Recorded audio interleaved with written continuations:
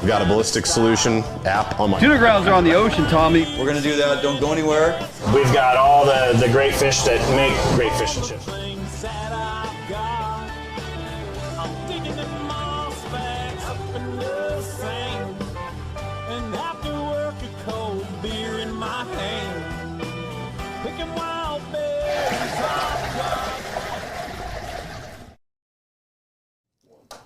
Hey, good evening and welcome to Fish on Northwest. Wayne England and apparently Larry, the cable guy. Get her done. Yeah, sitting in for Tommy Donlin this evening. Dave Calhoun, once again, stepping up to the co-host duties, or refer to him as Larry this evening, if you will. Hey, man, thanks for jumping on in. I'm going to give you a guarantee. Yeah? I know. I always come here whenever you need me. This is going to be the craziest show that you have ever done. Yeah, see, I have no idea what that means. I don't know what you're going to do. I know. That's why fine. It's crazy. Yeah, okay. I posted, I said Facebook, I said, watch the show tonight. This is going crazy. Will be hands down the craziest one. Right. I am shot out of a cannon tonight. I am so good right now. You've had a good week. You were out, got a little fishing in. Huh? I'm having a good year. Having a good year. Don't tell COVID. I'm having an amazing Rods year. are blowing out the door. It is so good. You had a fire sale. Yeah. We got a story about the fire down at the shop, but yeah, that's a whole nother story. That was, didn't you put that on Facebook? I did, and I'll tell you what, I am on such a lucky streak. That's part of this whole crazy show we're doing. Okay. Yeah. We're going to get into that real quick here. Yeah, good stuff. Fire sale. Dave Calhoun, Northwest Rods, longtime buddy of mine, and supplies us with the fishing rods that we need, and you, of course, probably would need as well. You just haven't fished them yet, so you do not know or realize what you're missing out on. So, hey, Dave, before we get too far along, or Larry, I want to remind everybody that Fish on Northwest is presented by Better Homes and Gardens, Pacific Commons Real Estate, located in Puyallup, Washington. Of course, our good buddies out there at Defiance Marine located in Bremerton, manufacturers of the Allied series, of course, in the Arima and Defiance boats. Plus, their maintenance shop is second to none. They have a store outlet there, and the dealership. I mean, they got it all going on. Check out what is going on out there at Defiance Marine. Before you purchase a boat, new or used, whatever, talk to those folks first. Do yourself a favor and do that. And also, Phoenix Protective Corp, www.phoenixprotectivecorp.com.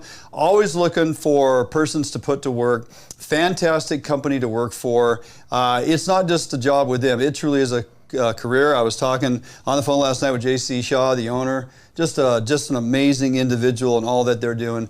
If you are retired or former police and or military service looking for work now, go ahead and check out Phoenix Protective Corp. They are hiring those with previous experience, and I think you'll be very, very pleased going to work for those folks. So with that, Dave, I don't know if you caught it last week, but hey, we do have a 20% off sale going on right now as we speak on all our logo items, clothing items, hats, shirts, hoodies, the whole gamut. We put it out there last week. We had a fantastic response from persons tuning into the show. We actually opted after the show to not put it out there to public for another week. We thought we would once again put the 20% sale on for persons tuning in tonight. Message us here at Fish on Northwest. Just simply message us up on our Facebook page, and or if you send a message over at YouTube, we can get it there as well.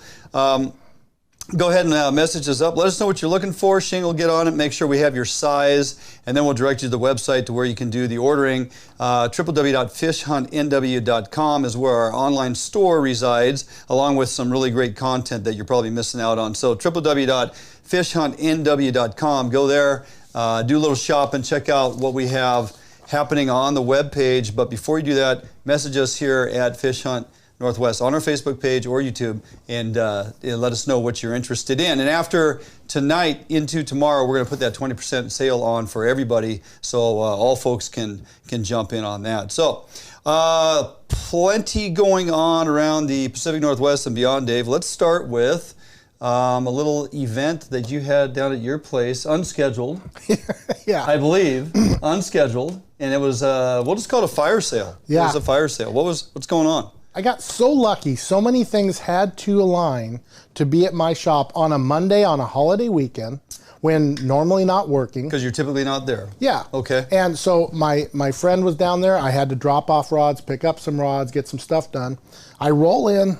I go and unload the truck. When I come out, now when I drove by, everything's fine. No big deal. Between the 5 minutes from when I went into my shop to when I come outside, the median on I-5 in front of our shop is on fire.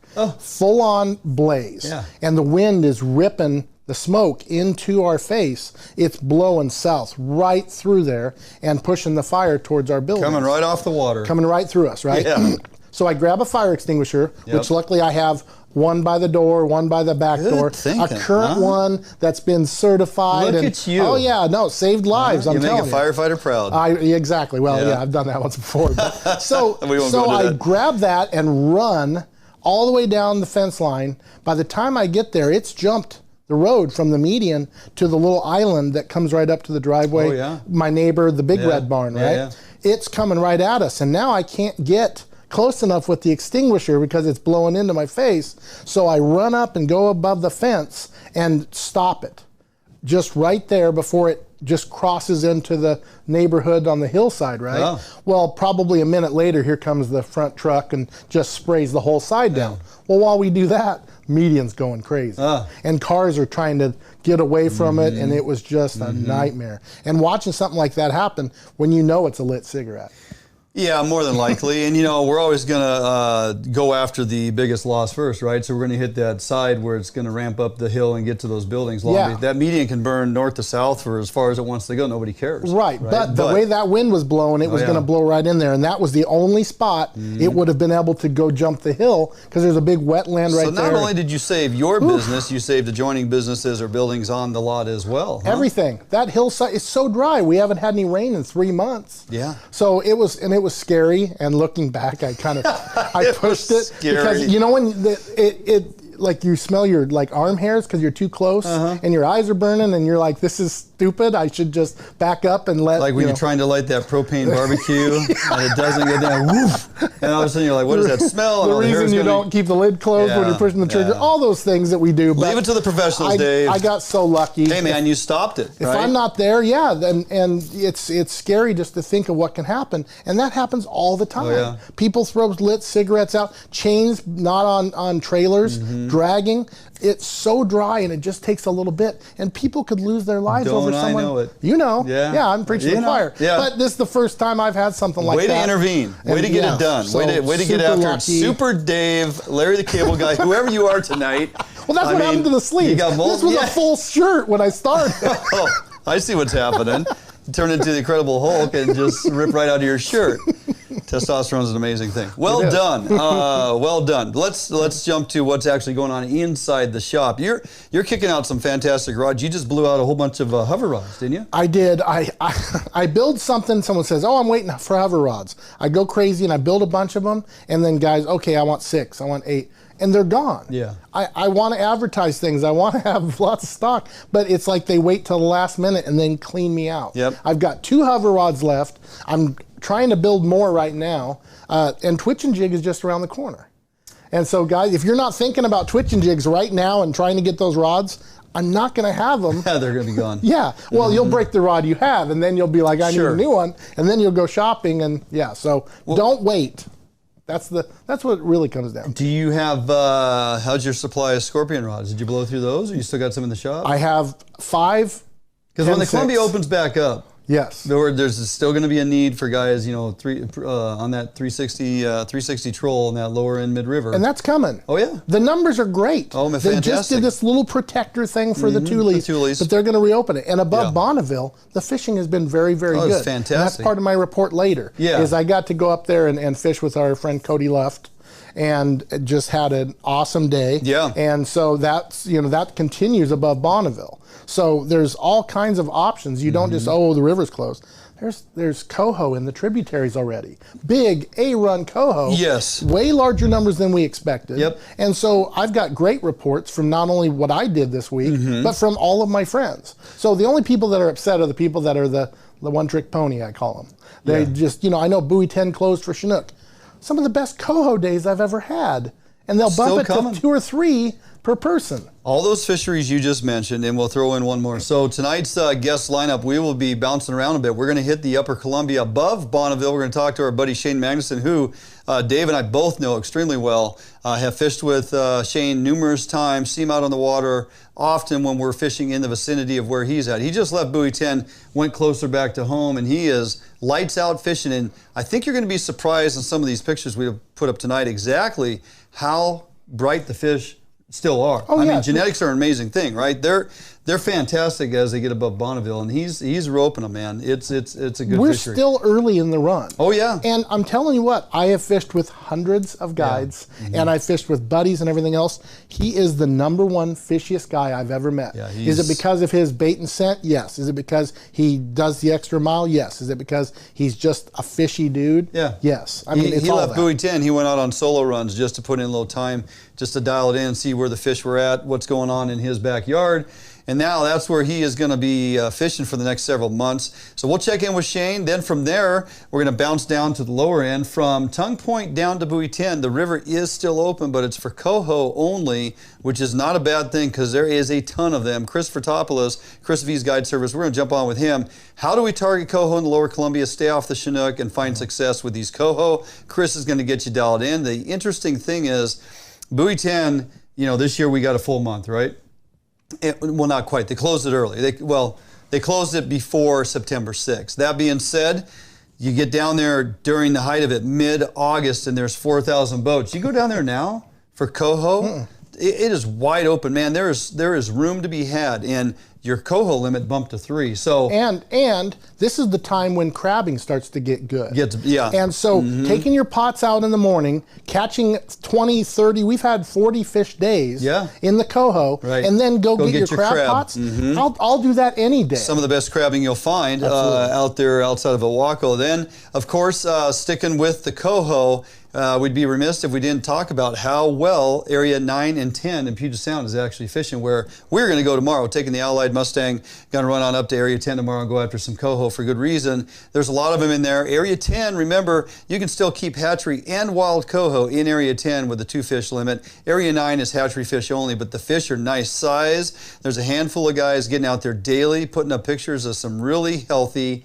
fish. We had an absolute bloodbath last Friday. After the show Thursday, I talked about we were going to hit the ocean prior to it closing out of Westport. Took the Mustang out of Westport. We only went out 5.5, not even 6 miles. Could still see land, obviously. We're still well within sight. And the coho fishing was just absolute lights out. We put the first rod in. As I'm grabbing the second rod to clip the gear on, the first rod is going off. It literally was maybe 30 seconds, and we proceeded to catch 23, 25 coho that day. The rub I have, and the one that always just kind of gets me, as we continue to catch and release so many wild fish to get our hatchery fish. And we needed 8, and we got them. It took us about 3 hours or so, 3.5 hours, to catch and release the wild fish and get our hatchery fish. But it was an absolute blast. I mean, so many fish, right? And just... That's the good part about keeping the hatchery ones. Oh, yeah. You get to keep on fishing. If it was 2 fish and done, we literally would have been done in 30 minutes, right? Yeah. So the fishing was that good up until they closed it. Fishing in Puget Sound continues to be strong, so we want to check in with Mike Ainsworth, First Light Guide Service. We'll check in with him later on in the show and talk about that Puget Sound opportunity. The fish are still coming, Dave, and you mentioned at the start of the show, tributaries are starting to get stuffed with fish, and they are. Coastal rivers got some Chinook in them, early Chinook, low water conditions. They're kegging up in some of the holes. As I always say, look for those big tides, big tide pushes and full moons. Move those fish into those rivers. Some of them stage up, some of them go back out with the tide, but that is your opportunity to get fresh fish on low water, tide water, low in the system, big tides, fish move. The fish will also move if we were to get just a sniff of rain, which is a little bit off in the forecast, maybe a week or more. So for me, this time of year, it's either tides in the terminal areas and or fish to salt water and stay on fresh fish. So we're going to be bouncing around. We got a lot of fisheries to cover. We got a handful of some of the top guides in the industry to join us tonight here on the phone with Dave and I in studio. And just a great opportunity to get honed in on a number of these fisheries if you're going to hook up the boat and get it out there this weekend. Let us know where you're fishing this weekend. I can tell you where we're going. We're going Area 10 tomorrow. Saturday, unknown right now, but if we can squeak a day in, we're going to get back out on the water somewhere. lots of Chinook, lots of Coho to be had, and you just, got to decide where you want to go because there's so much good opportunity. Before we jump out for a break, I want to give a mention to, there's an event happening Lake Washington this Saturday, September 11th. Great Remembrance Day, September 11th, obviously. The 20-year anniversary of the towers coming down. Right. Unbelievable. It's been 20 years of, the 2/3 of my career has been post 9/11. So the September 11th, it's a day of reflection. It's a day of remembrance. It's a day of paying a little debt to those that sacrificed the ultimate. And of course, no better way to do that than spend some time with loved ones and family and get kids out, introduce them to something fun. With all that's going on in the world right now, all the unrest, you know what? Kids deserve to be out on the water enjoying with friends and family. This, castforkids.com. I want you to go to castforkids.com. Lake Washington event, September 11th, starts in the morning. This is for kids with disabilities ages 5 to 17, okay? Getting kids out there fishing for about 3 hours or so. They provide a lunch, then they have an awards presentation in the afternoon. They're still looking for a couple folks to sign up and volunteer. Also, some boats. They need some boats to get these kids out fishing. Simply go to castforkids.com and look for the Lake Washington event on September 11th. And if you have time and you have a boat and are willing, please contact those folks and lend a hand and get out there and do something good on that day, as most of the country. If you have a soul, you're reflecting on what actually is that day is all about. So, okay, with that, Dave, we're going to jump out for a quick couple-minute break. We come back, we're going to have our buddy Shane Magnuson on the phone. We're going to talk about that Upper Columbia Chinook and, yes, Coho opportunity that's happening right now. And if you have questions for me while we're waiting in breaks and stuff, send them to us and we'll try and answer them. Yeah, message them up on here. Anything to do with Northwest Rods, what Dave's got going on, if you have specific questions to him or just even about other rods, he's a wealth of knowledge, has probably some good insightful answers for you. So message him up here throughout the show. We'll get to him for sure and we'll answer you back. All right, jump out for a 2-minute break. Don't go anywhere. We'll be back here with Shane Magnuson, Upper Columbia Guide Service. When we come back after this break, right here at Fish on Northwest. Get her done. Alliance Marine is the one-stop shop for the Pacific Northwest angler. Whether you are looking for a small skiff to fish the Sound or rivers or a huge offshore tuna machine, Defiance Marine has it. At Defiance Marine, be sure to power your boat with a Honda outboard package. Take advantage of the reliability and 5-year top-to-prop warranty on your Honda outboards. Our service department is always here to help and serve you as the customer. Did you know Defiance Marine has boat financing experts to help get you the best term rates on your new boat purchase? If you need financing for that new boat, call us today. We guarantee the best price, best service on a repower for your current boat. Defiance Marine is a Honda Premier dealership and one of the largest on the West Coast. Defiance Marine also carries all the gear that you will need. Everything from auxiliary kicker motors to fishing tackle and bait. Defiance Marine has certified technicians that are top-notch at their job. Some of the best in the Pacific Northwest at evaluating your boat issues and problems. Stop in today or give us a call for all your needs at Defiance Marine.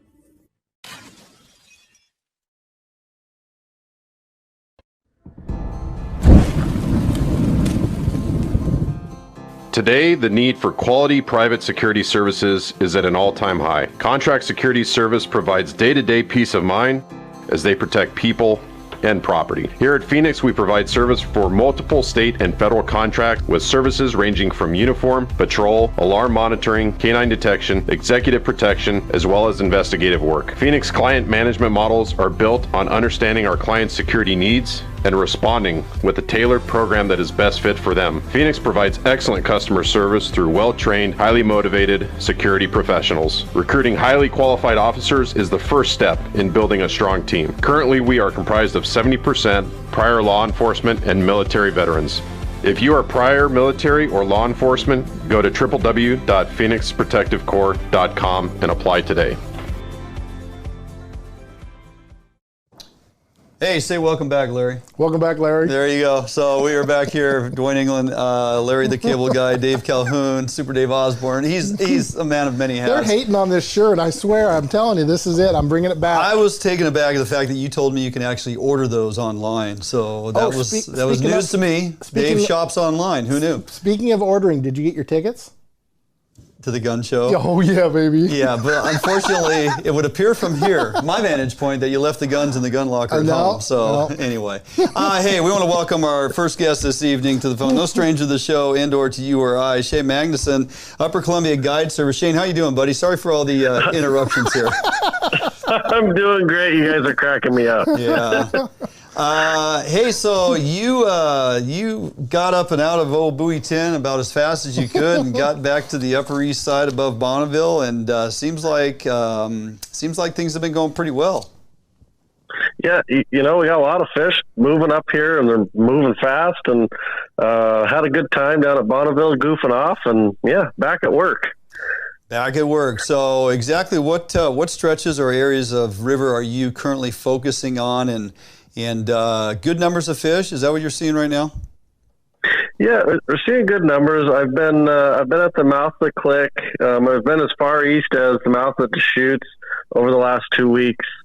I got about another week and a half here before I move on up to Hanford even further, but lots of fish moving through, and it's been good action. I mean, consistent bites throughout the day, and lots of happy people, and I see plenty of fish caught all around.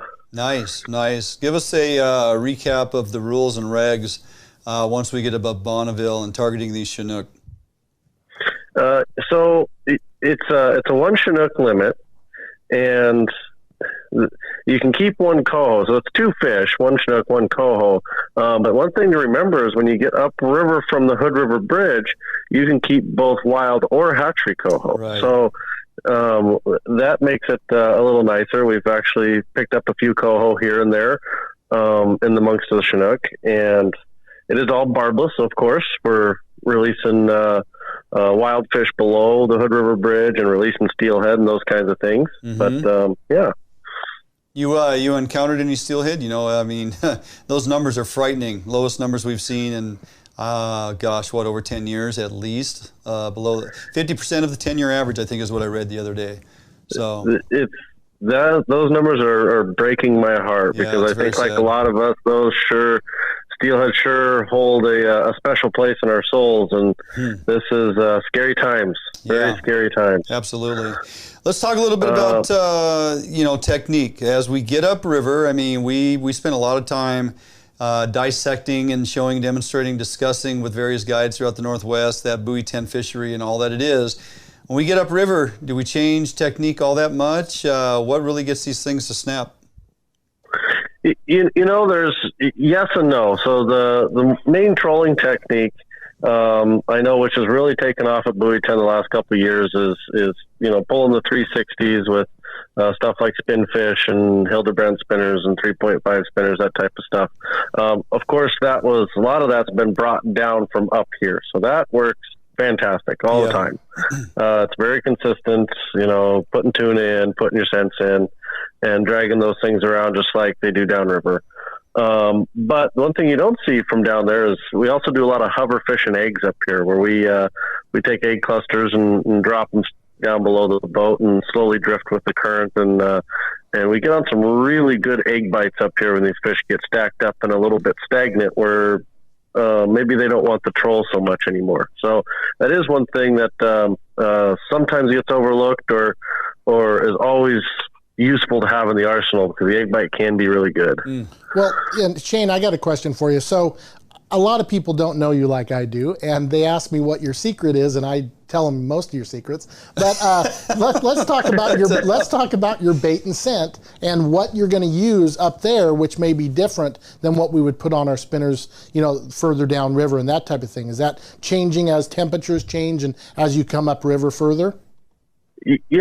What's real interesting with that is, so I got going here a couple weeks ago, and I got to tell you, that first week, I couldn't feed these fish up here enough garlic. Which was really surprising, because usually I don't use a lot of garlic till they're more mature, maybe even up at Hanford and that type of stuff. But I was feeding them garlic, and it was go time, and put it on.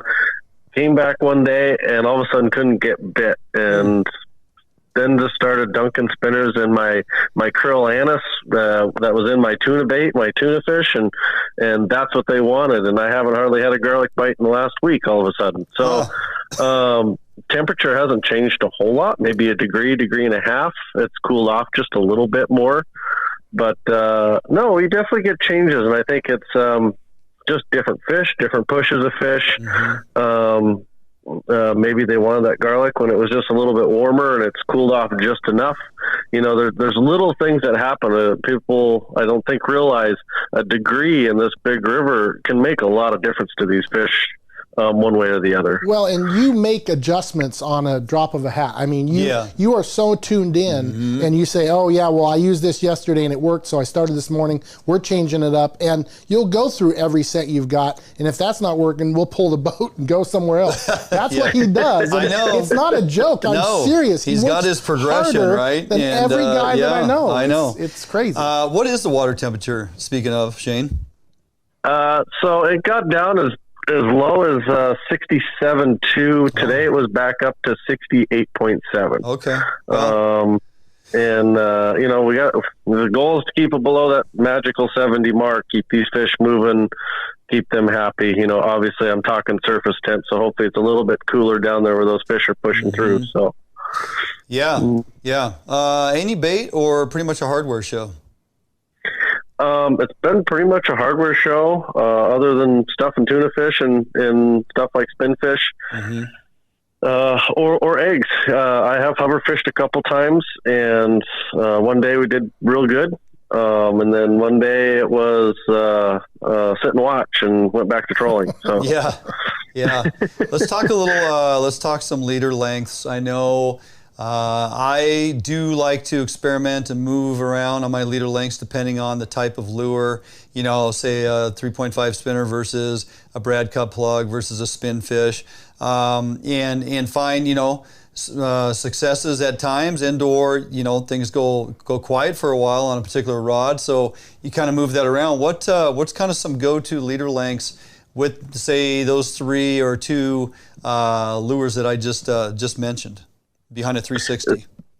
Yeah, so I've the real consistent leader length, both on my 3.5 spinners and also spin fish, which I've been running, it has been 32 inches. And I measure from the head of the bait or head of the spinner up to the swivel. Cutting it at 32 and tying the knot, that's been very, very consistent, day in and day out. Now, I have had some days over the last couple of weeks where the bite has died off and I'm still marking lots of fish, and I've taken a spinner and I've cut it down to a 24-inch leader, which is something I know they do in the lower river, and had that spinner start to fire, a real short leader where it's snapping around a whole lot. So don't be afraid to run a shorter leader, because sometimes that really takes off, but I wouldn't commit fully to that. Just throw one in here and there. Yeah, kind of mix it in your arsenal and kind of see how much is either performing or not compared to the other rods that you have in your lineup. Yeah, absolutely. Yeah. So you will be fishing in that particular area and then move up to Hanford for how long? How long are you going to be in that general vicinity? I'm going to be here for another week and a half in the gorge, and I think my first day at Hanford's the 21st of September, and I'm going up there just for 20 days this year because I'm excited to get back down here for Coho. Oh, yeah. With the numbers coming, I don't blame you. Yeah, absolutely. Hey, if somebody is going to head in that area right now, if they're going to fish out in front of the Klickitat, give me the top 3 things. If they're coming from the west side, give me going to fish camp, and they're going to be there next week. What should we? They use. No, not going to fish camp. Well, we are going to fish camp, but if somebody is not attending fish camp, they are dragging their boat over there. What are the top 3 things they should think about or consider, deploying that's going to help them find success? If I were to look at my past 3 days, I would deploy a Hildebrandt spinner, either the kind of the Bronco color, which is orange and copper with a blue dot, or half and half pink and copper, both with hoochies. The last 3 days, they have wanted those with hoochies, and that has fished really, really well. Nice. If anybody out there has any 2.5 spinfish, which I know those are very difficult to come by, first call me and I'll try to buy them off of you. There you go. But after that, deploy those. Those have been working well too. Right. Yeah, good call. I left mine in Dwayne's boat when I was. Don't know what you're talking about, Dave. And I'm going to go pick it out of there when I have no idea what happened to it. I think some homeless guy got in there and took it and smoked it. Anyway, we are heading for fish camp. You going to be over in that area? I will be fishing. May not make it up to camp, but I definitely see you guys out on the water. Okay. Yeah, we'll come to you. Don't worry. Yeah, we'll see you out there. I'll be there, I think, Sunday through Wednesday. So looking forward to seeing you over there, buddy. You got any openings coming up? You're typically pretty booked up. We've been putting up your info here as we've done the segment, but folks can get a hold of you. You got any openings even looking down the road at Hanford? I actually had one day just open this next week. We had a cancellation. The group called me and has got a bout of COVID that ran through the office, and I had Wednesday open this next week. If anybody wants to fill a Wednesday for me. Okay, you want to give them a COVID 10% discount through Fish Hunt Northwest? A Northwest Rods Fire Sale special. Yeah. Anyway, we got your number up there. They can reach out to you and hopefully book that trip for you. So, all right, buddy, always a pleasure. Looking forward to seeing this next week up there on the Columbia. We'll go get some fish. Yeah, thank you much, guys. Thanks for having me on. You bet. We'll see you out there, Have pal. a good night. Yep, you too. Yeah, there you go. Shane O'Mac, always a pleasure. That guy is so dialed on that, especially that upper fishery. I mean, he does amazing down at Buoy 10 too, but you know, that's his backyard. That's his home waters, man. He's just second to none up there. So hopefully you enjoyed that. Shane's always a good dude to get on the phone for sure. Okay, we're going to jump out for a quick break. Dave, you have any insightful words of wisdom you want to throw out there prior to us jumping out for a break? Yeah, don't touch that computer because we'll be right back. People are watching on their TVs, actually. Yeah, no, they can watch on modern computers. technology. No, they're sitting in front their of phone, or their iPad. tube. They're sitting on they got an old Mac. They got that big tube with the clear blue back, and yeah. Perfect. All right, listen to him. Do not go anywhere. Going to jump out for a couple minutes. We'll come back. We're going to jump now down to the lower Columbia. We're talking the stretch between Tongue Point and actual buoy. There's a buoy out there with a number 10 on it, Dave. Buoy 10. There's more than one. That's the crazy part. You might get lost. So in between that general geographical vicinity, it's open for Coho. And our next guest, Chris Fertopoulos, is no stranger to finding success on the Coho. Check out his social media as of late. They're getting some nice sized fish down there too, Dave. And it's still early. These fish are not fully mature, but they are raging into the river, heading to the home waters and looking to spawn. And before they get there, Chris is going to intercept them. He's going to tell you why you should be down there and how to find success. And listen to him because you will. Chris Fertopoulos, we come back after this break right here at Fish Hunt Northwest. Co, an outdoor emporium, is the largest local outfitter in the Northwest since 1975. Providing thousands of people affordable outdoor gear. This summer, make your next outdoor adventure more affordable by shopping at our warehouse-style pricing. We are a local Scotty dealer, offering sales, service, and repair. Located in Fife and Seattle, come visit us today. The outdoors await you.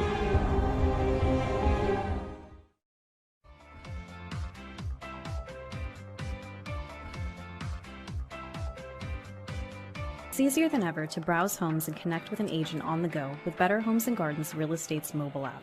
With the app, your home search is synced across all of your devices, so you can pick up your home search anytime, anywhere. Take full advantage of an enriched, mobile-optimized map search experience. Use location services to quickly find homes near you that match your search criteria. Draw your own map boundaries to find homes in a specific area, and apply layers to view school districts, neighborhoods, zip codes, and more. The app's user-friendly design makes it easier than ever to find a home you'll love. Narrow down your search results, save your search criteria, and save your favorite homes. You can browse your saved homes in a list view that puts photos and key details like price and square footage right at your fingertips. Or check out your saved homes displayed on the map.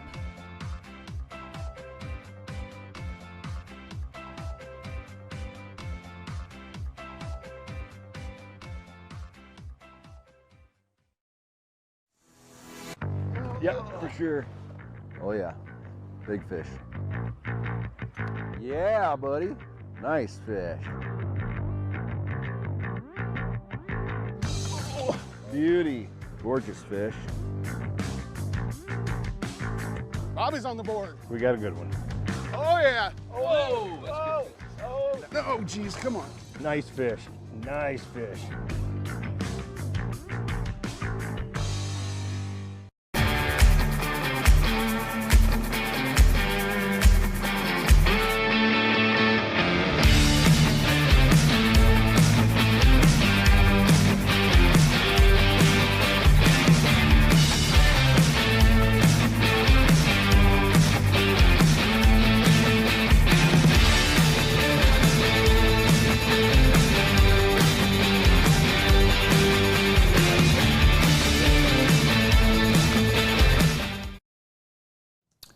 Hey, welcome back in studio. Fish on Northwest. Dwayne England, Dave Calhoun, Northwest Rods. If you don't know him, you should check out Northwest Rods. You get northwestrods.com or Facebook page? Yep, both. All of it. Yep. All the above, yeah. So, all right, moving on downriver, Dave. There is some great opportunity. And as we remind folks, it just bumped to a 3-fish limit.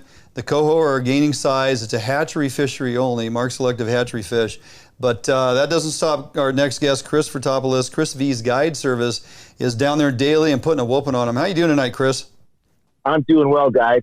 Thanks for having me. Hey, thanks for taking the time. And I know you pulled away from dinner just to get this late-breaking news bullet in, so I appreciate your effort. Let's talk a little bit about this. So we are tongue point down to buoy 10, and this is can be and looks like this year is shaping up to be a fantastic opportunity for Coho.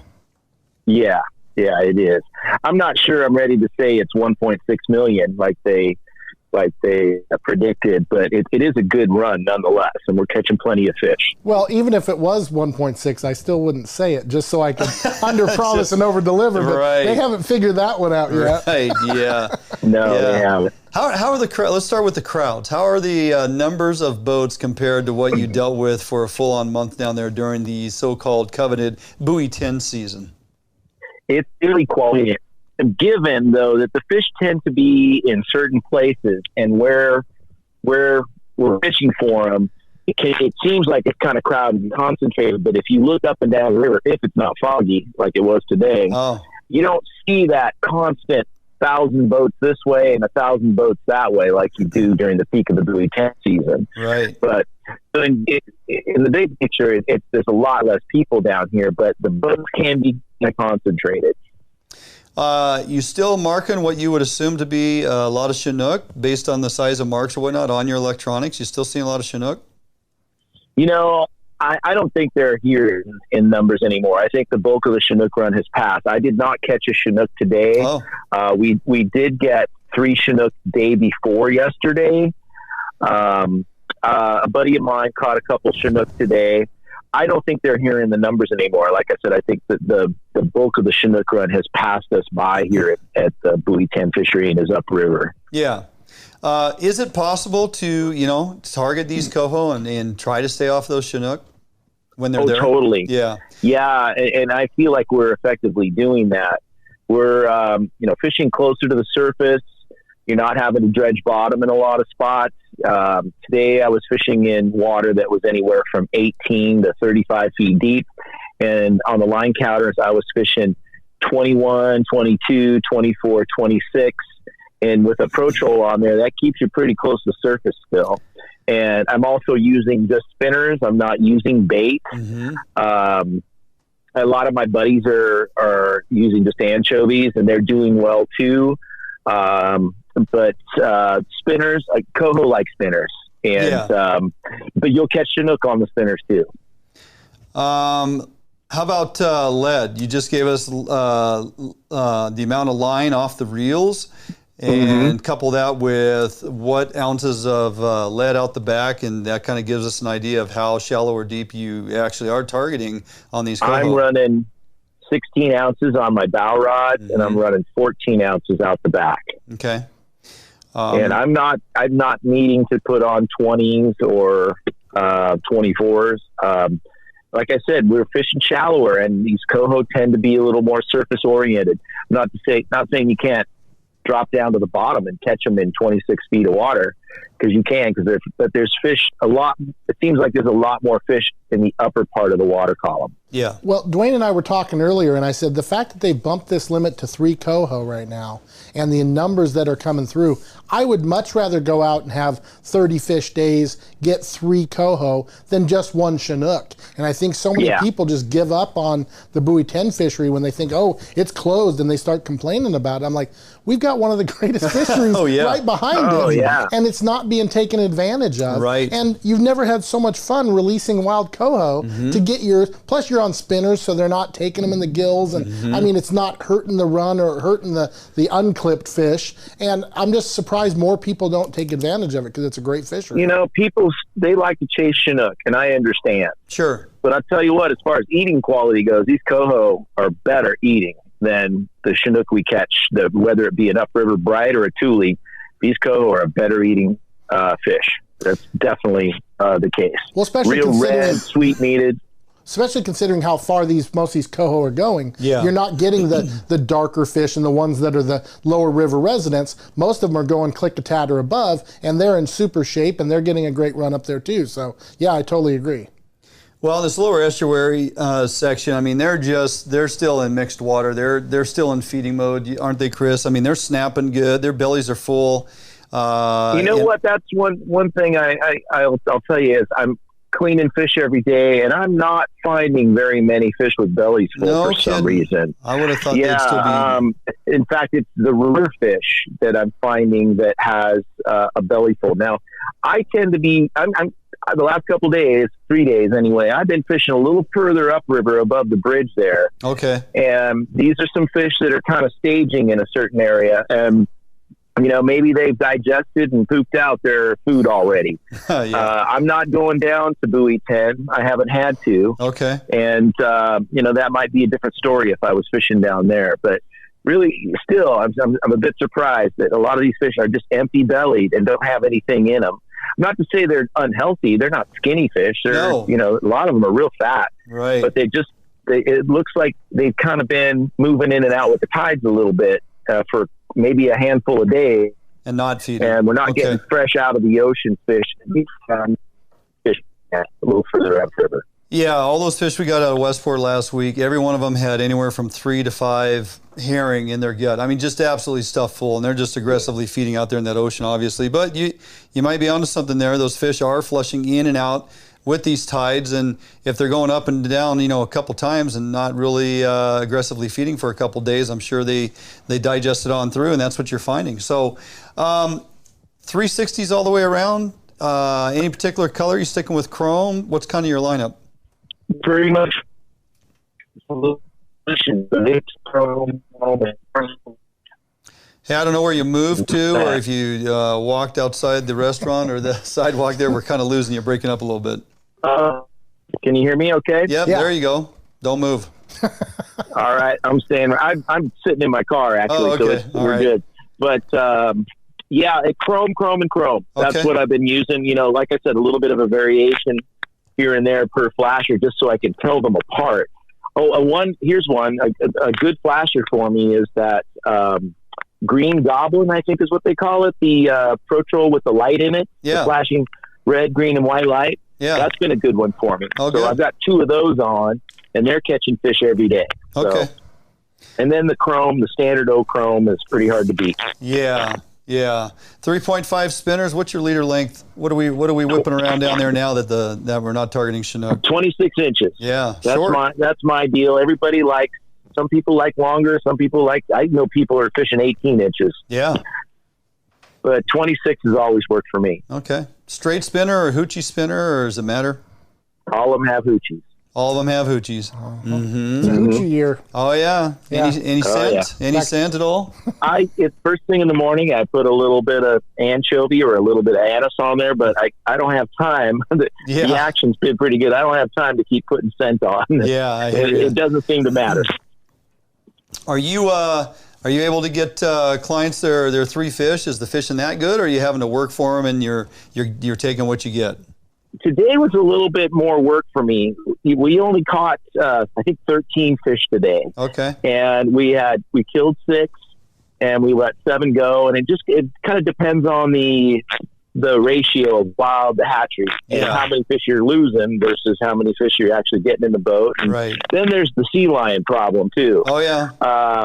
So today was a little more work, and then we quit at regular quitting time. With the guys were happy to take home 6 nice fish. Yeah. Day before yesterday, I had 3 ladies. I got them all there, 3 fish, and I got a couple for me. And it's just every day is a little bit different. Oh yeah. And what determines that more than anything is how many wild fish are you catching, how many hatchery fish are you catching, and how many fish are you losing. Yeah. Yeah, good point. Any openings coming up for the length of time you're going to be down there fishing that Coho fishery? I don't have any openings until October. Okay. All right, fair enough. Well, always a pleasure, my friend. I know you're waiting to get back to your Chinese food. So speaking of eating and pooping, yeah. So hey, always appreciate you taking time. You're a busy guy. You're down there grinding it out day in and day out. We appreciate you and appreciate what you bring to the society down there. So well done, and we'll stay in touch. All right, look forward to hearing from you guys again. Thanks for having me. Absolutely. Later, all right, pal. Chris, take care.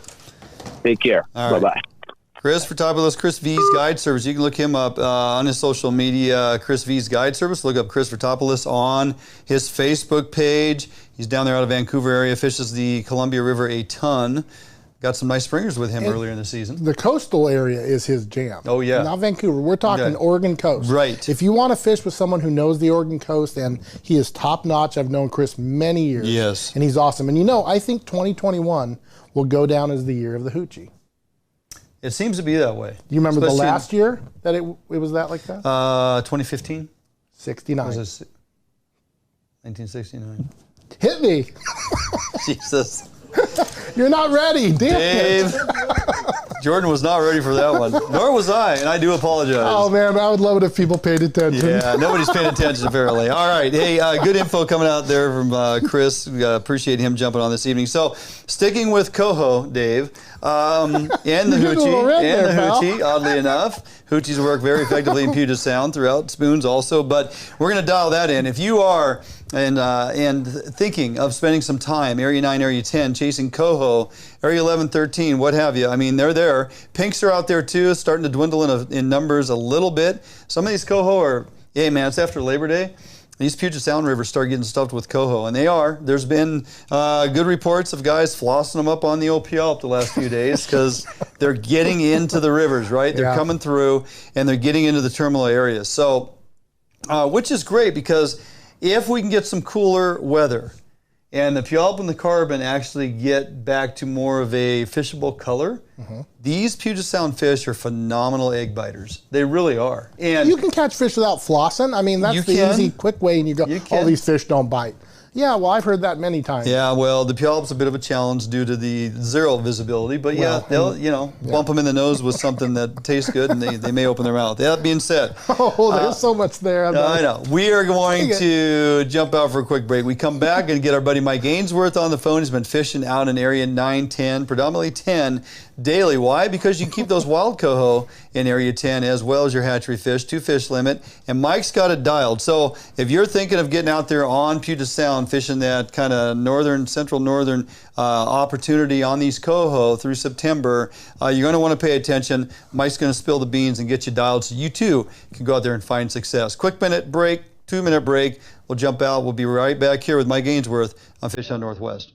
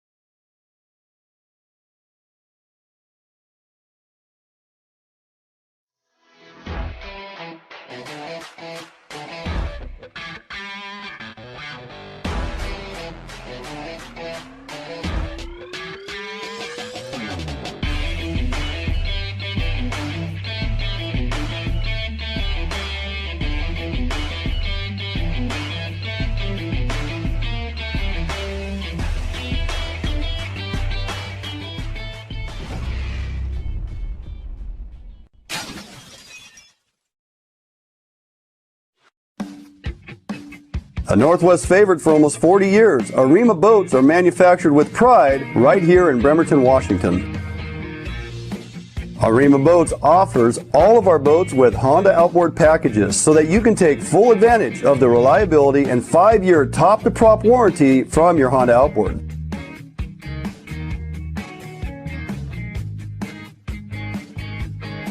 With literally thousands of Arima boats on the water throughout the Pacific Northwest, Arima boats are a proven hull design that offers incredible fuel economy and all of the amenities that a serious angler is looking for. All Arima boats are built without any structural wood materials. That is why we back our boats with a lifetime warranty. All of our Arima boats are designed to maximize deck space while also providing ample seating. Contact us today at Arima Boats for all your boating needs and let us help you get out on the water.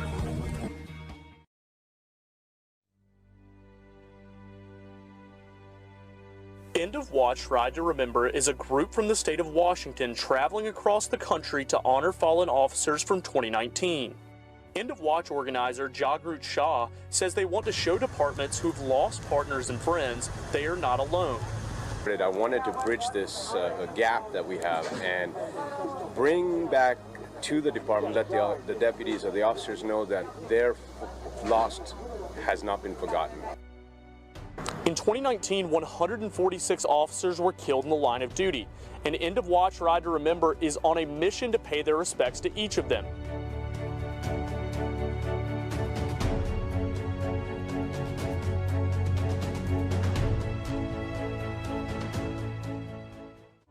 For us, it's just important realizing that the men and women in blue everywhere should remember that they haven't been forgotten. We're not forgetting them. We want the families to know that their loved ones have not been forgotten.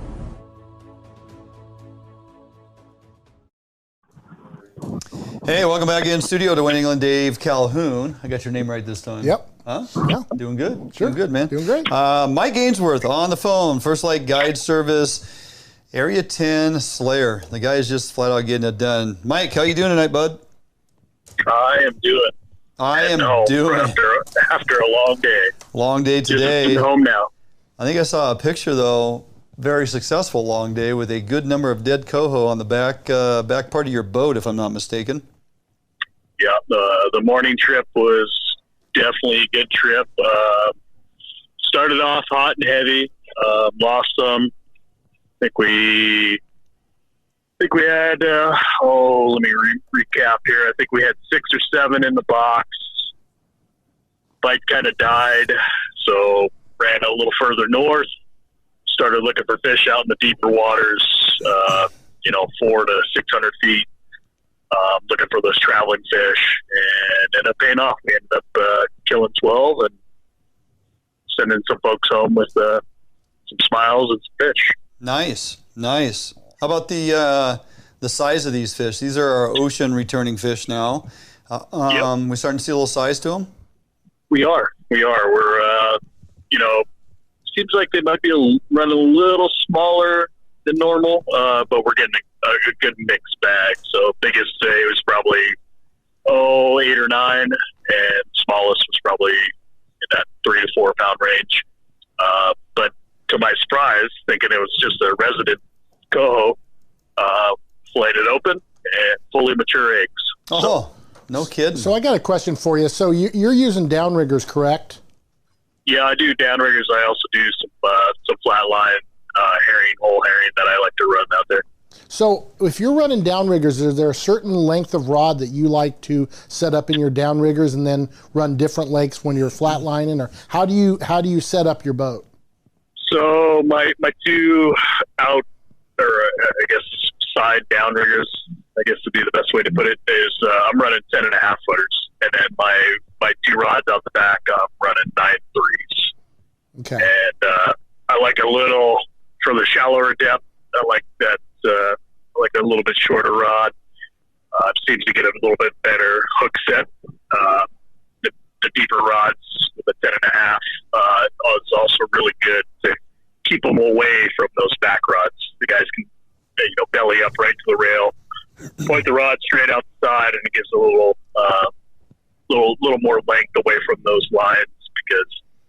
like to keep them running. I don't pull them if I don't have to, because as we know, the coho are a schooling fish. So if you can keep them all in, the more likely you are to, get a double, triple, or even quadruple hookup out there. Yeah, good point. On those more surface rods, Mike, lead rods or bait rods, how much lead you running, and do you change that throughout the morning as the sun comes up and the fish might start going a little deeper? Yeah, I'll usually start with like a 3 ounce, and then go as much as like a 5 every now and then, even a 6 ounce. But I don't go any deeper than that, because then you start encountering your like I run 3 downriggers, and I have an aft downrigger that I run. So if you go anything heavier than a 6 ounce lead, you're going to start encountering that back aft rigger line, and it just becomes more trouble than it's worth. So yeah, typically, no more than 6, but typically 4 to 5 seems to really get it done. But usually, if you're running surface lines, they're either, right up at the top level of the water column. So I don't think it's really necessary to go anything really heavier than a 4. Yeah. Because what I am thinking is all these fish can see within 30 feet. And the reason I say that is when I'm spacing out my downriggers, I usually have a 30-foot separation. And when I encounter a quadruple hookup, those downriggers are within 30 feet of each other. Yeah. So you can't tell me that those fish are spread out through the water column. That school of maybe I'm wrong. Maybe they are spread out. But when you have 4 downriggers go off and they're 30 feet apart, yeah, that tells me those fish can see at least 30 feet. Yeah, that's a good call. Good thing to think about versus just running everything, within 5 or 10 feet of each other. I mean, that can get a little crazy anyway. If you run down riggers long enough, you realize that is not something you want to be doing, playing around with those shallow depths like that. What's getting it done for you? You finding that is the bait working out the back in these surface rods, smaller herring, spoons working, hoochies? What's kind of the lineup right now to get these ocean returning coho? So this is the year of 69 hoochie. It continues. Apparently, it has been going on, and it is getting it done. But I've been running a lot of spoons too. And the spoons, if I'm not getting them on the hoochies, we're getting them on spoons. Yeah. Number 2s, number 3s, kingfishers, number killers. 3. Yeah. No,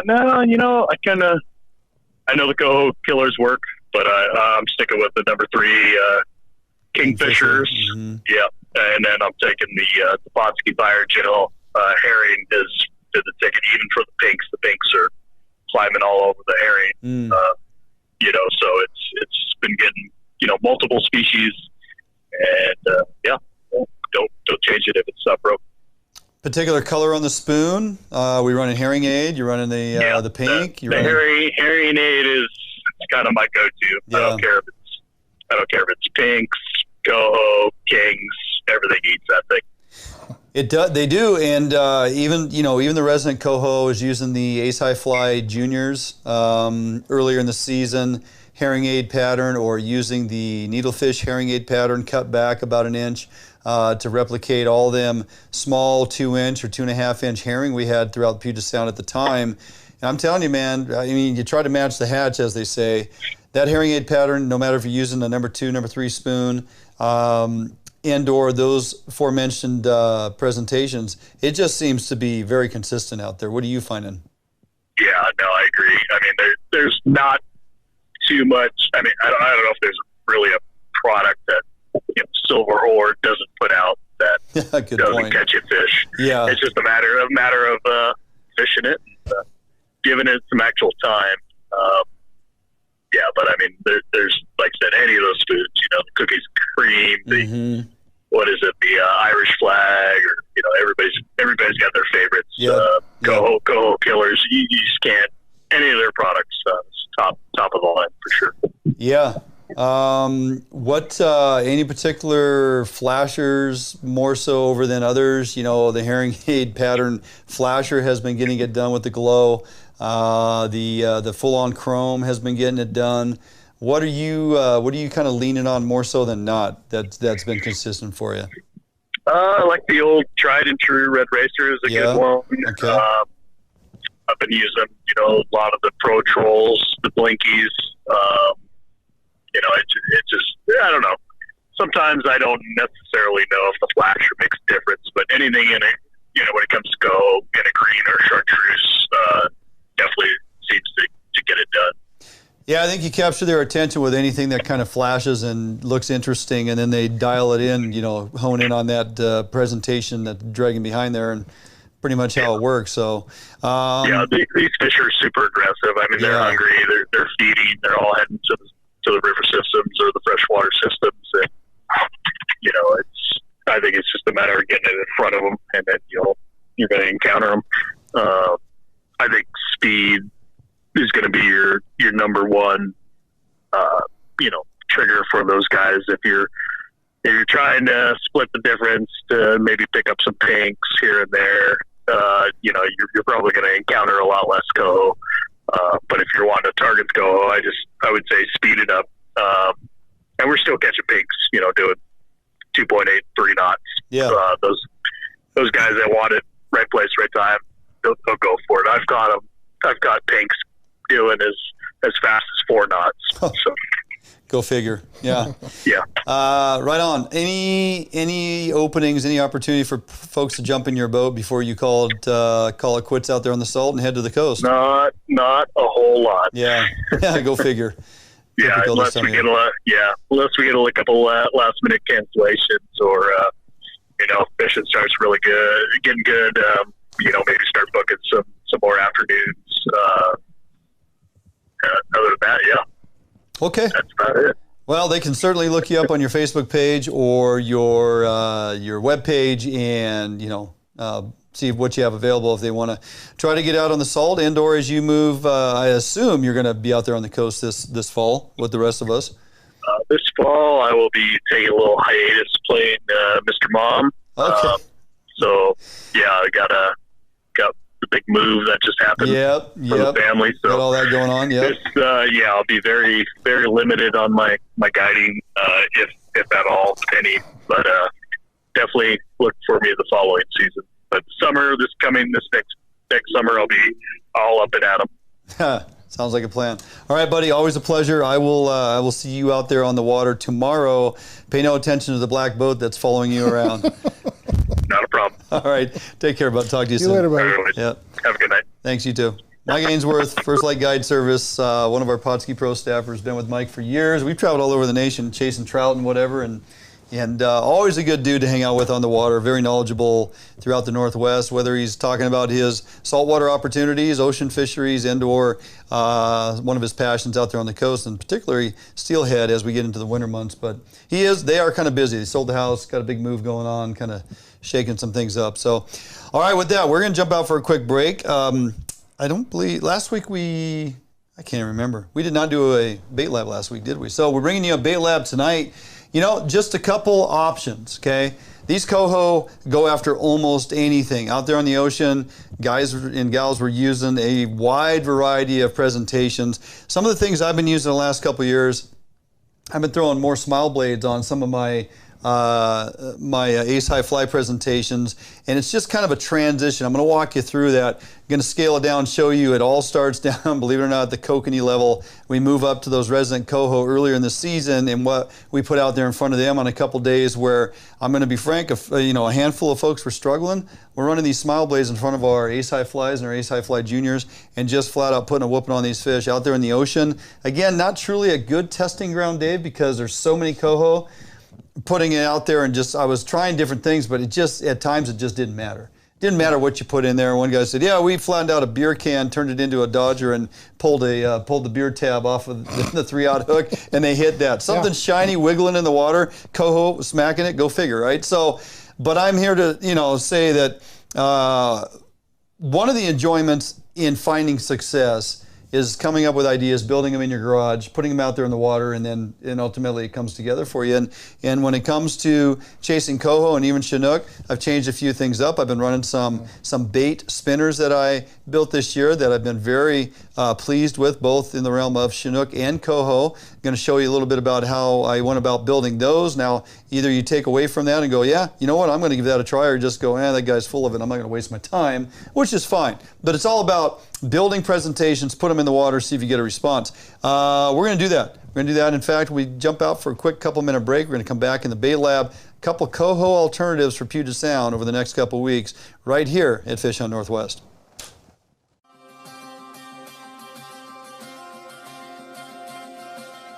Allied boats are built by West Coast fishermen for West Coast fishermen.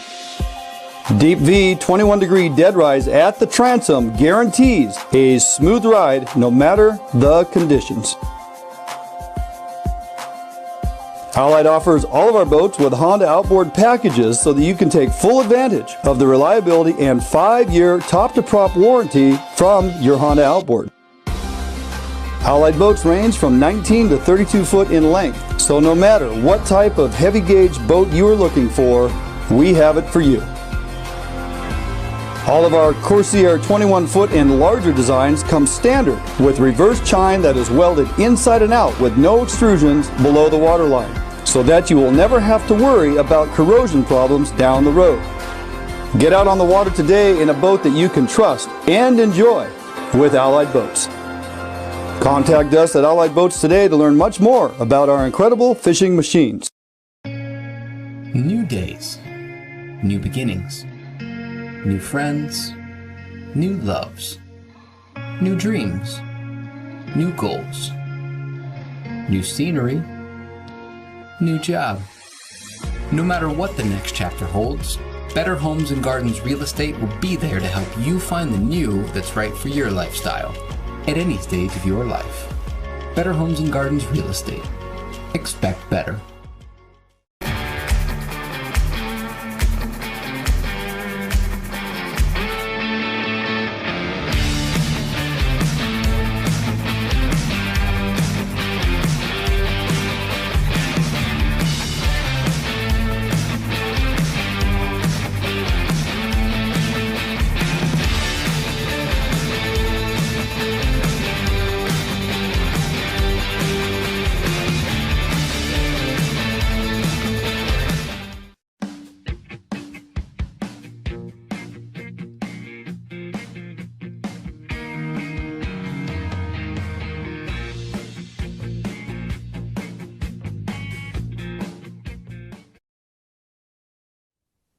Hey, welcome back, Fish Hunt Northwest. We're here in the Bait Lab. I want to remind everybody, all Bait Lab presentations are brought to you by Max Lure. Check out everything they have going at maxlure.com. So, as I mentioned prior to the break, looking at a couple alternatives for Puget Sound coho and or even the ocean.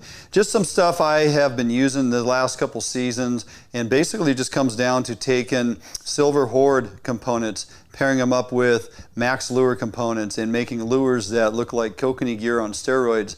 I mean, they're salmon, right? Kokanee salmon. We're talking coho, Chinook, what have you.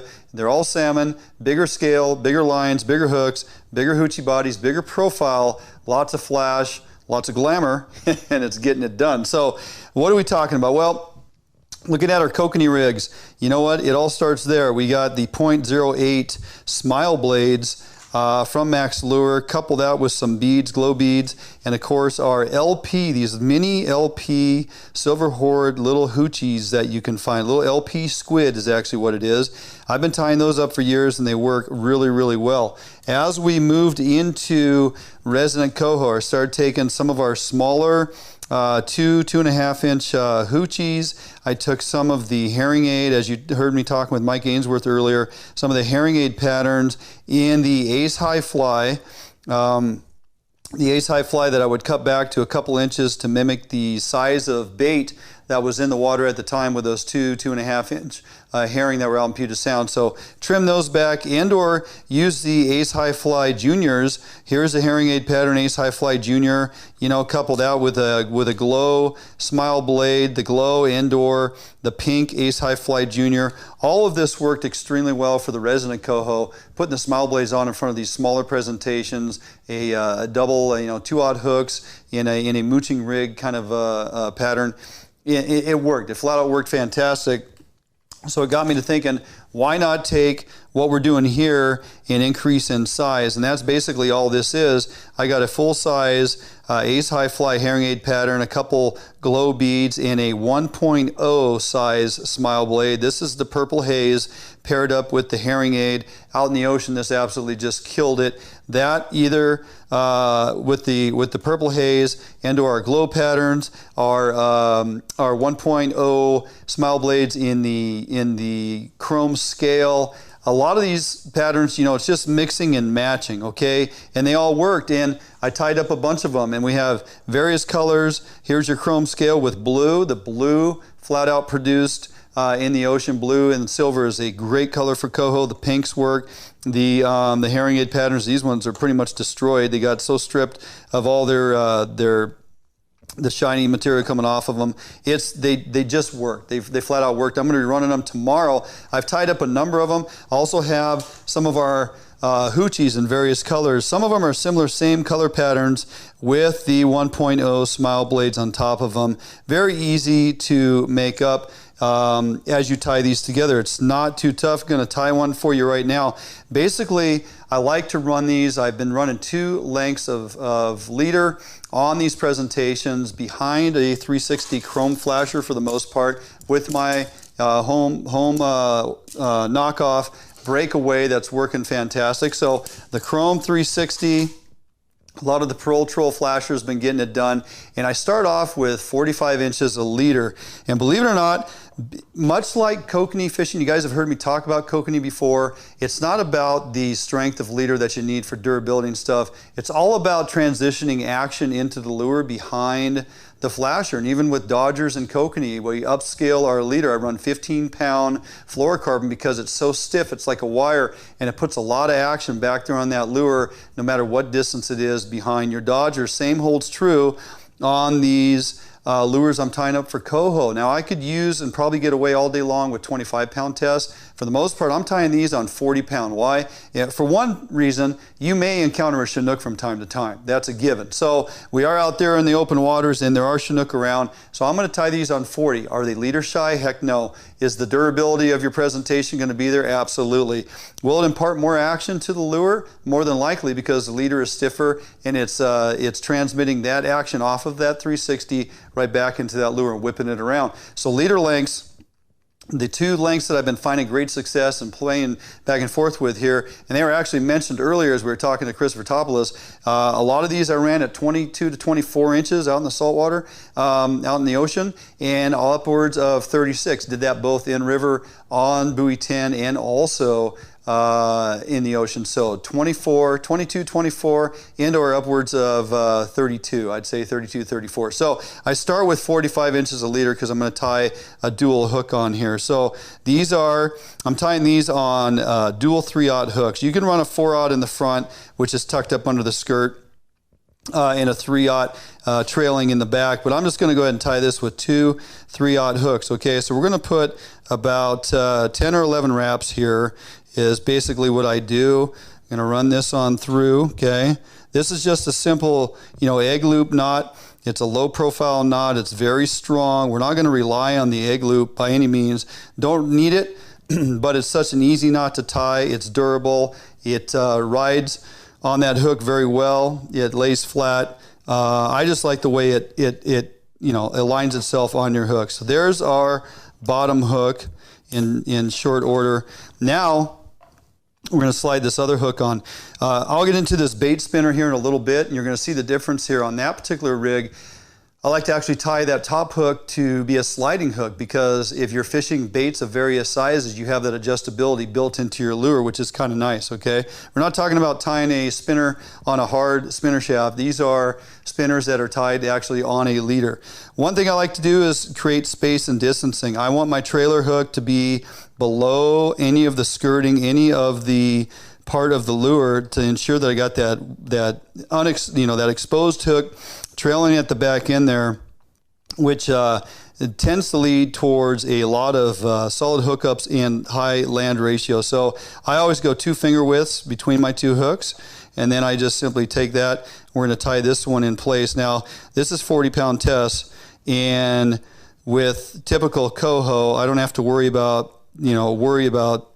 these hooks breaking. If they get hooked on that bottom hook only, typically you're not breaking them off, because the leader's so doggone strong at that line weight. Okay, there's my spacing. Okay, again, 2 finger widths. That allows for this bottom hook to be out from underneath the lure, fully exposed, and again, your hookup to land ratio will go up exponentially, much like kokanee fishing, much like those resident coho. Even on our bigger fish, I like to have that hook exposed. Now I'm going to take a couple of these, and I get them from Silver Horde. I got them here somewhere. Well, I can't find my package. Oh, here they are.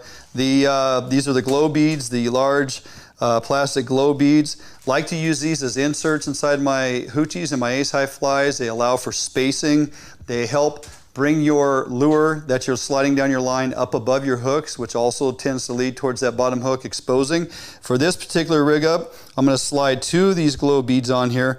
And really, to be honest, when we're using these ace high flies, this does add additional glow to your presentation simply by those sitting on the inside of this particular lure. So this is a herring aid pattern ace high fly, and we just simply are going to get to the center of this. These ace high flies, these herring aids, they have the center portion of it as well. Some of them are wide open. This one has that center weave of pattern in there. So slide that right on down. Now you look, that hook at the base of this thing is exposed right at the bottom end of that skirt. Again, 2 finger widths, and all day long you're going to be right at the bottom of that thing. So now I could tie a swivel on this, and we could run this behind a 360 flasher all day long. It's going to get it done.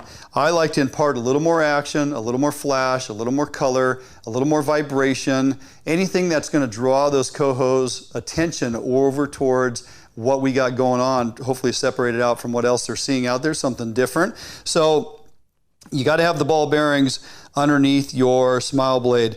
For these bigger lures, I like to go with 2, and you can use, a glow bead, a white glow bead. These green or chartreuse beads also glow. It's all UV. It's adding extra color and attractant.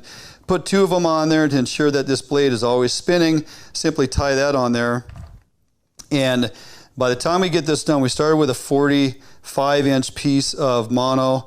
You do the multi-wraps on your 2 hooks. Now you're going to tie this swivel on here. And when this all gets done, this lands right at about 32 inches, which is a great length to run behind that 360 flasher, okay? So we'll put that on there, and I like to pre-tie barrel swivels on all my presentations because those 360s have that swivel on the bottom, that snap, and that way you are, put that on there. Don't use your teeth, kids. Use your pliers. That's what they're here for. So tighten that up. Okay, and there you go. That is your ace high fly. Basically on a mooching rig, double hooked. Again, 3/0 hooks, spacing, which allows for that hook exposed. Ace high fly, couple of beads on there.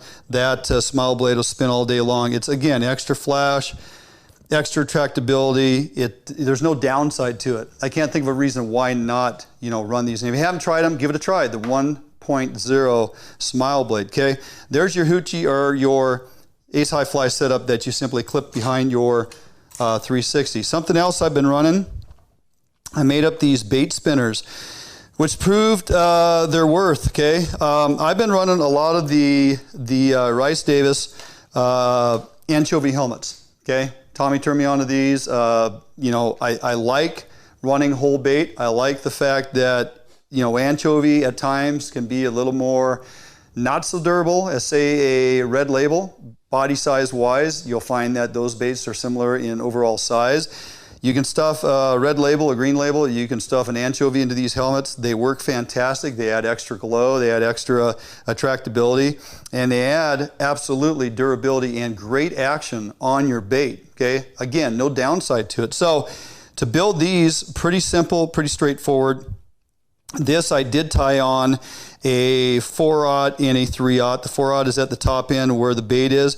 This is rigged on a sliding mooching rig. That's why I have a bead in there, because when you do hook fish, and if they are on predominantly on this upper hook and pull pressure on it, does slide down. I don't like these hooks coming into contact with each other. To me, that's a potential failure point. So I will put a bead in between there that if that hook does get drawn back, and I've seen it a number of times, that is going to be a bit of a bumper in between those two eyes on those hooks to hopefully not break that leader. So tie that on. It's a sliding rig, and I can show you guys at some point how to tie that slider. It's a little time consuming, but pretty easy to do once you get it down. Then you slide on your anchovy helmet. And once that's in place, it's just a matter of stacking a number of beads and your spinner blade of choice. This is a 3.5 spinner blade.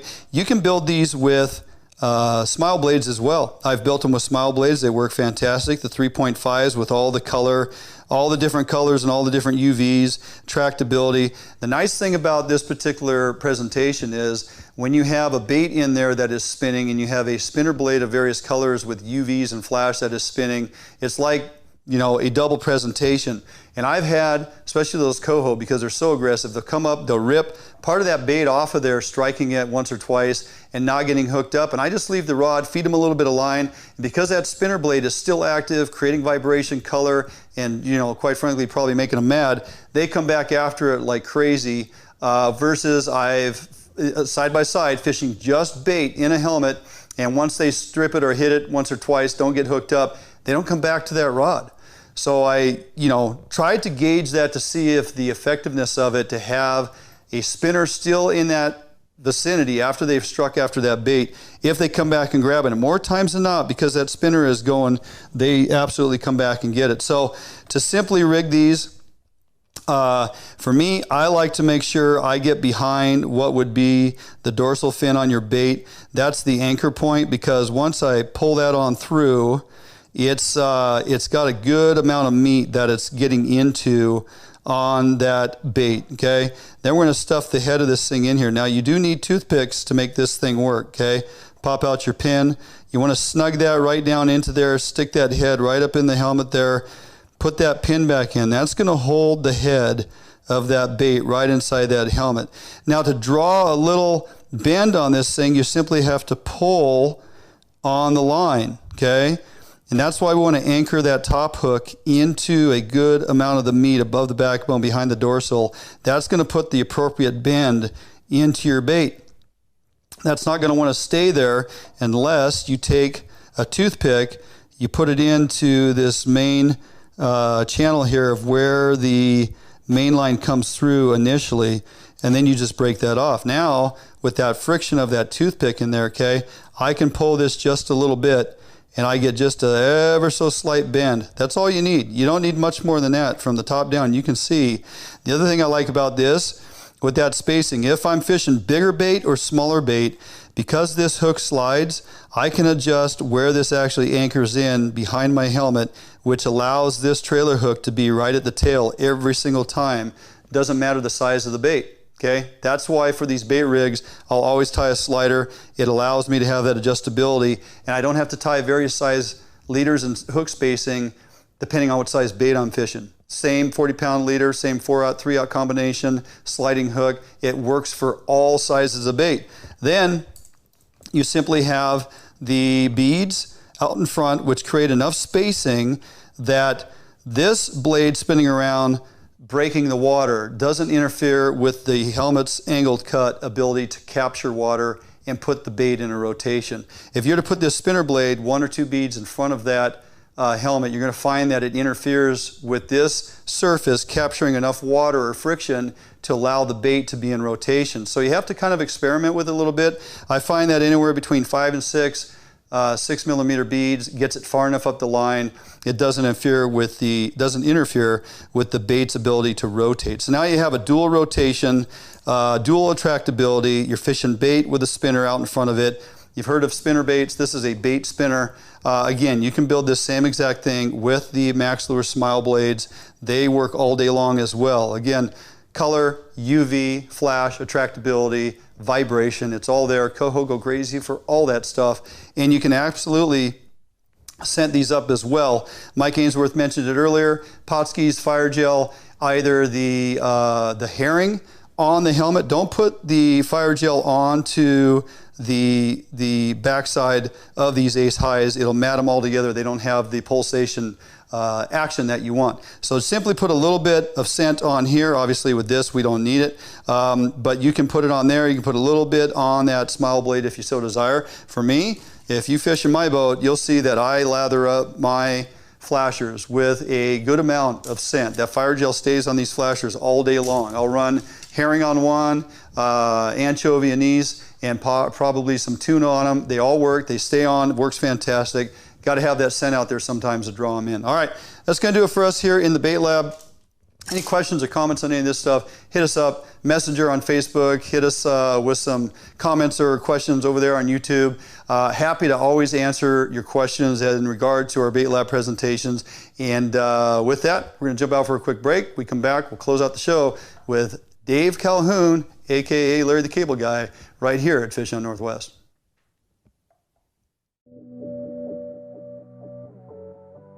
Defiance boats are built without any structural wood materials. That is why we back our boats with a lifetime warranty. All of our Defiance boats come standard with large fish boxes that are fully insulated so that you can ice your fish properly all day. Defiance boats feature a 21 to 22 degree dead rise at the transom and a large reverse chine for incredible handling and stability offshore.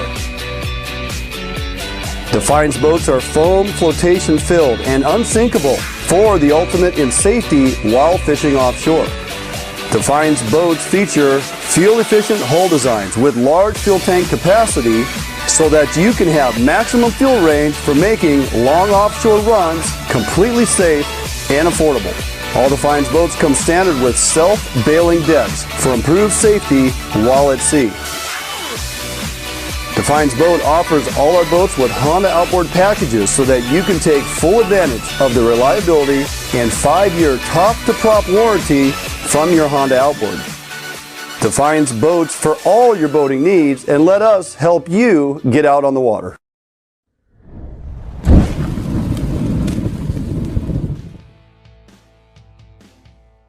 Today, the need for quality private security services is at an all-time high. Contract Security Service provides day-to-day peace of mind as they protect people and property. Phoenix Protective Corporation strives for excellence. Above all, Phoenix security officers are managed by leaders trained to inspire and encourage greatness. Here at Phoenix, we provide service for multiple state and federal contracts, with service ranging from uniform, patrol, alarm monitoring, canine detection, executive protection, as well as investigative work. We here at Phoenix are looking for highly motivated individuals to apply.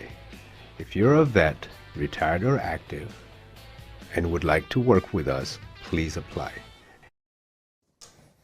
Alrighty, welcome back in studio as Dave and I close out the show. A couple questions on here we will get to for sure. Appreciate everybody sticking around. A lot of content tonight, Dave. A lot of things we've gotten through.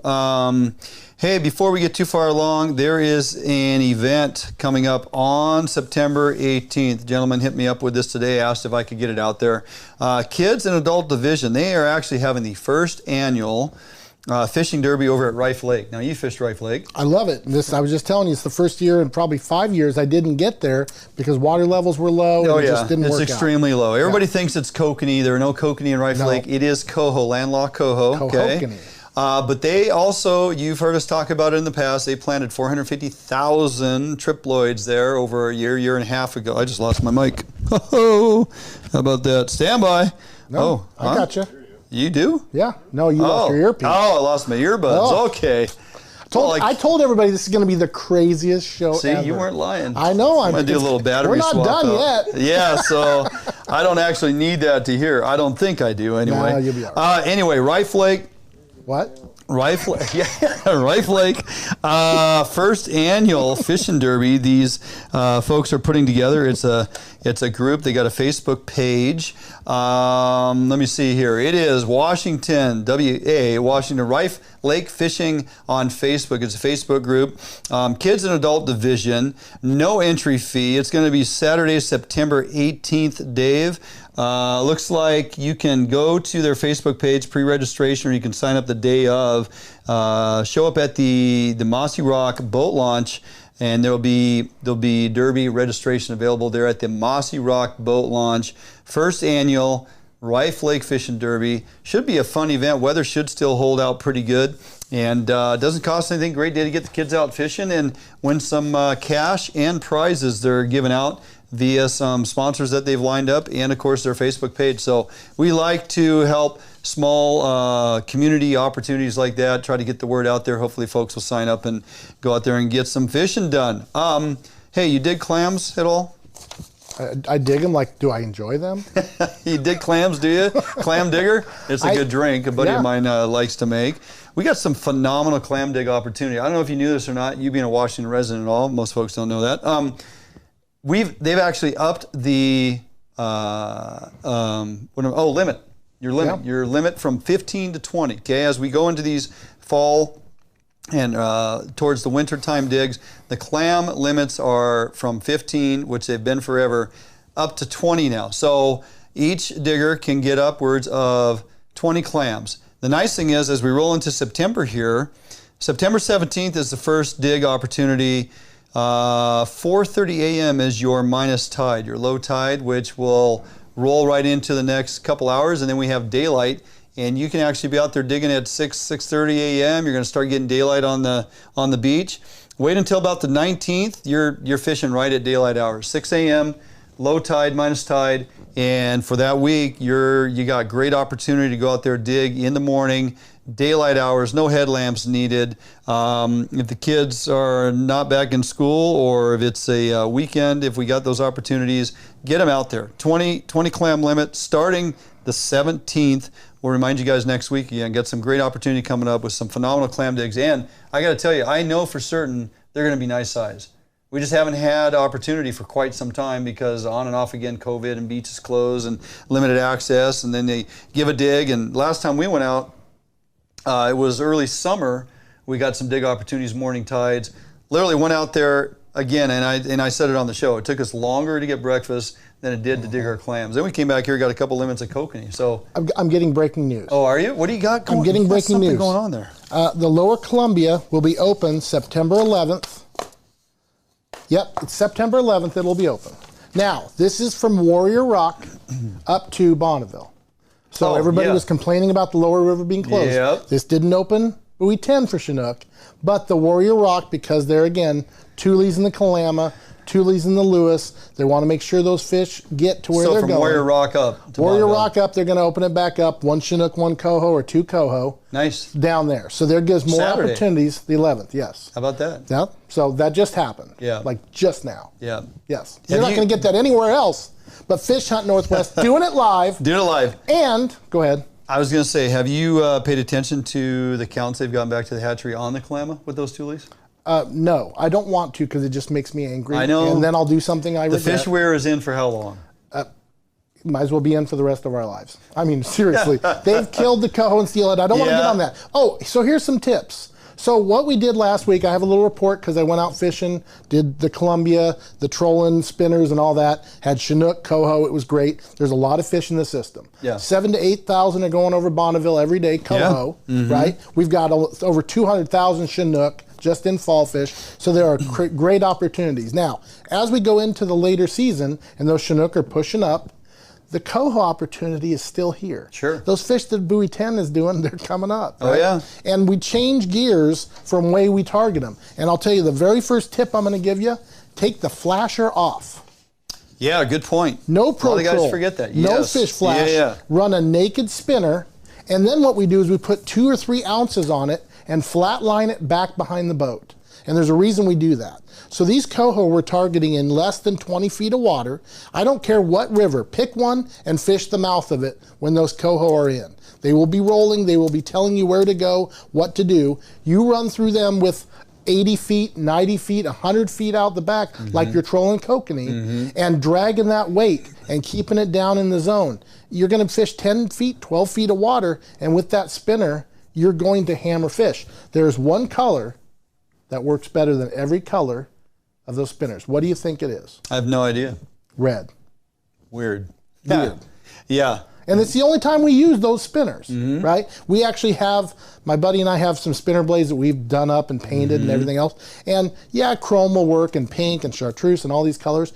But for whatever reason, red with an egg pattern body, my buddy's going to kill me right now. Yeah, but trolling those back behind there at 40, 60 feet because you're in shallower water. And when you're running those coho, yeah, they will get skittish and scoot around. Sure. But they go right around the boat and then they're right on your gear that you're pulling behind you. So I don't care what river you use, what river you fish, whether it's in the mouth or outside in the bubble or whatever else, when you're targeting these coho, you switch gears completely. Sure. You don't have to worry about, you know, Chinook that you may or may not be able to retain. Yeah. I want to focus on those coho, and then you can go through a lot of really good fish. So that's the #1 tip for coho that are coming in. And then, of course, the twitching jigs, we all know that. That never changes. Sure. But I see people that go, oh, I'm going to target the coho, and they just bring their flasher up 6 feet. Yeah. That's not going to do it. That doesn't quite get it done. And for whatever reason, pro trolls, yeah, they'll work for coho, but not like they do for Chinook. Right. And so we get so dependent upon our flashers, whereas if you can take them off, not only can I run further back without the drag, you're feeling the fish, you know, the takedowns are just ridiculous. Amazing.